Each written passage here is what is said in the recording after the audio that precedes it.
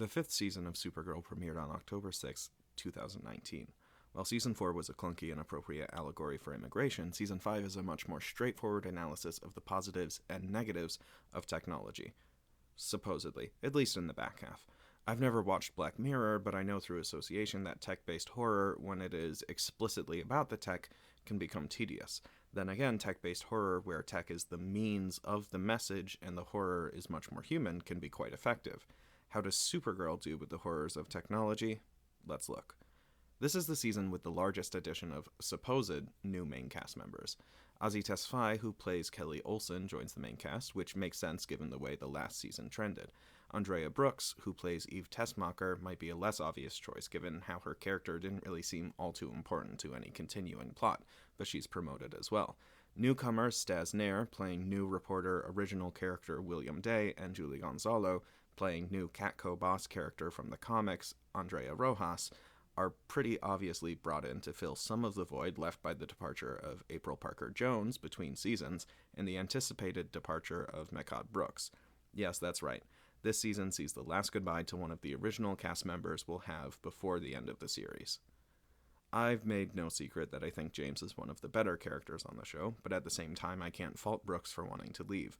Not only was his role reduced every season, but much worse, he was a regular target of fan hate, including death threats for being a black man playing a character that dated a woman self-proclaimed fans decided needed protection.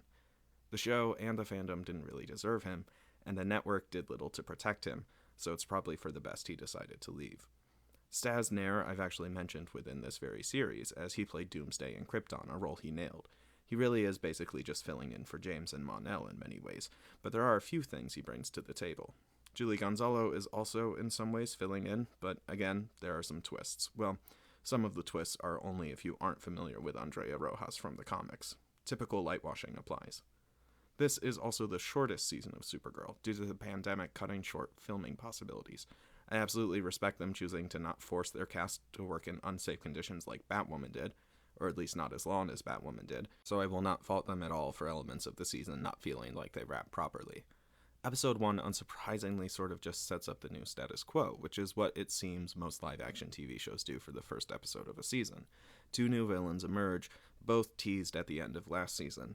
Lena Luthor, who, feeling betrayed by Kara not telling her she was Supergirl, decides to become a techno-fascist to try to control all people so they don't do things she doesn't want them to.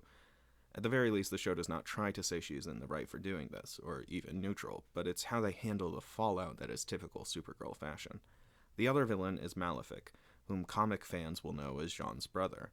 He's portrayed by Phil Morris, who, among many other amazing performances, was Green Lantern in the animated Justice League TV show, alongside Carl Lumbly, who, in that show, played J'onn, and in this show, Supergirl, played Mirren.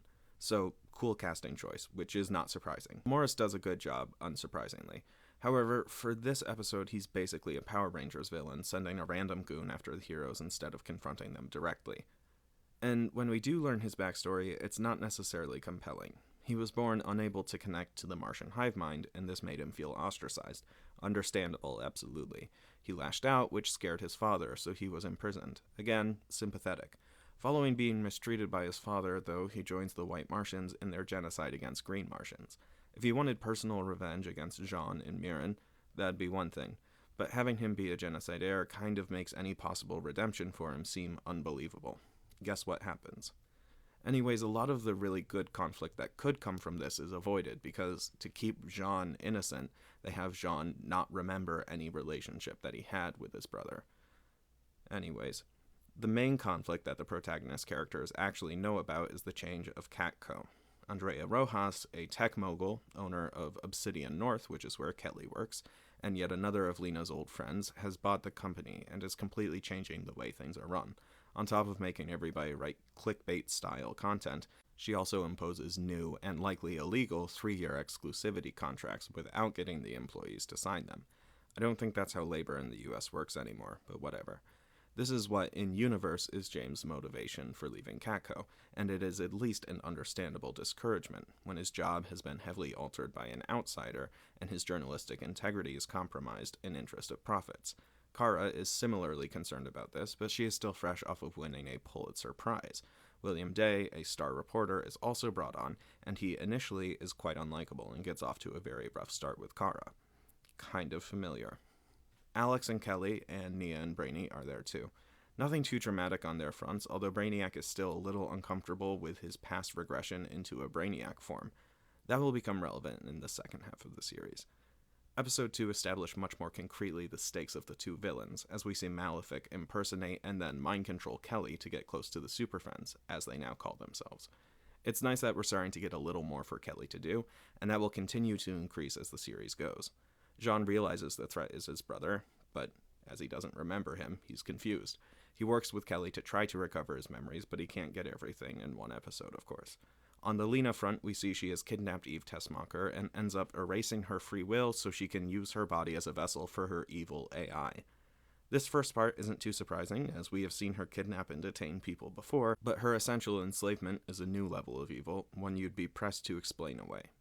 Yeah, we'll see. Episode 3 has Sean Astin in it. Cool. It also sees Kelly restore Malefic's ability to use telepathy, and as a result, he forms a telepathic bond with her. Amazingly, I'll give credit to Supergirl for having a woman form a telepathic bond with a villain that doesn't lead to her romantically falling for him. Sure, she's a lesbian, but I've seen this trope so many times, and it doesn't end with her redeeming him through love or whatever, and that's nice. This episode also helps set up Leviathan, the other bad guys for the season. They're a really boring secret society type with centuries-old members and magical powers, but they never really leave an impression, either on the audience or on the world, largely because of their goal. They're supposedly aliens who have been manipulating humanity for millennia, but they only now, for some reason, decide that they want to be explicit in their control. Why? I don't know. But for some reason, a conspiracy spanning thousands of years and dozens of cultures doesn't raise the suspicion of anybody. They're more secretive than real-world secret societies that are less than a couple years old and have done absolutely nothing. Perhaps they've left such a little goal due to them having at most a dozen members and, for power, one tech company and some incompetent contract killers, even though in the past they've done things like blow up volcanoes. So their goal is to take over the world, now, through tech. Sort of. Again, more on that in the second half of the season. Everybody wants Spectre, but they're not willing to build up to Blofeld. If we started hearing about Leviathan in Season 1, we might actually see them as the type of threat we're supposed to, but instead we have more cookie-cutter bad guys that are supposed to be mysterious, but that mystery is just a lack of endearing qualities. Episode 4 is James's farewell, and on that front, it isn't done too poorly. He and Kelly return to their hometown where he finds there's room for him to be a local hero by being a community leader, and a journalist focusing on a smaller but no less important scale. It's a nice send-off for the character, and I do like that Kelly and James get to say their goodbyes sincerely. Also, the kid that he helps out in his hometown is named Simon Kirby after Guardian's 2 creators, so that's cool. Seeing as the show has now gotten rid of its one character that has ever had any real romantic chemistry with Kara, we are now shown that William Day is not as much of an abrasive jerk as we thought he was. He's actually quite sweet, but he had to pretend to be a jerk so he can get close to Andrea, I guess, whom he suspects is a murderer. This twist is better, I suppose, than when Mon-El was just a jerk to be a jerk and only changed because of his attraction to a woman, but I still don't super care for the trust the tool will eventually not be a tool trope. Admittedly, this is such a hypothetical situation where William is pretending to be awful so that he can be a spy, and it's made better that Kara doesn't become attracted to him until after she sees what he's really like. It's still weird, but it's not too bad, all things considered, and the show never tries to show arrogance or condescension as attractive with him, so I'd say William's an improvement over Mon-El. Plus, he's not married. Admittedly, good guy William is a little bit boring, but that's not a consequence of him being nice. Most of the series' villains are boring as well, but they're quite mean. Episode 5 establishes some background for the real William. The reason he's investing Andrea is because his best friend Russell was dating her and then disappeared under mysterious circumstances. Knowing Russell was suspicious of the Rojas family, William believed it was Andrea who had something to do with his potential death. In reality, he was still alive, just brainwashed into being a controllable assassin. When William finds this out, and the Rojas family likely wasn't controlling him, he is led to believe that she had nothing to do with his disappearance. But of course we then see that Andrea is the secret assassin Akrata working for Leviathan, who are controlling Russell. On the Malefic front, Lena has once again elected to abduct an alien because she thinks she is above them and should be allowed to run tests on them without consequences or consent. In episode 6, Andrea is tasked with assassinating Russell, which she pretends she'll do, but ultimately she tries to run away with him, which of course leads to his death. We never actually see any justice on this front, which isn't too surprising given the Super Friends have been locking people up indefinitely without due process or flat out killing them for a while now. But unlike those cases, the show at least seems to understand that it is wrong that Andrea turned her boyfriend into a brainwashed serial killer, which ultimately got him killed. But since she feels bad about it and was only trying to save his life, they want us to look past it, or at least not remember it. Akrata is a very weird character choice for the archetype they wanted to meet this season. She's neither a sympathetic character nor is she an entertaining opponent. We see in this episode that she only works for Leviathan reluctantly, but that's a lot less compelling when the blackmail they have is that if she doesn't become a killer for them, they'll bring her father's crimes of insider trading to light. She would rather become a killer than give up her life of luxury. This isn't as endearing as the writers think it is.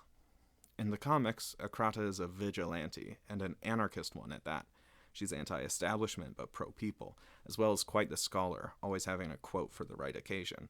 She also does graffiti and seems to support freedom movements. This is such a departure from her comic character, I genuinely don't know why they even named the character after her.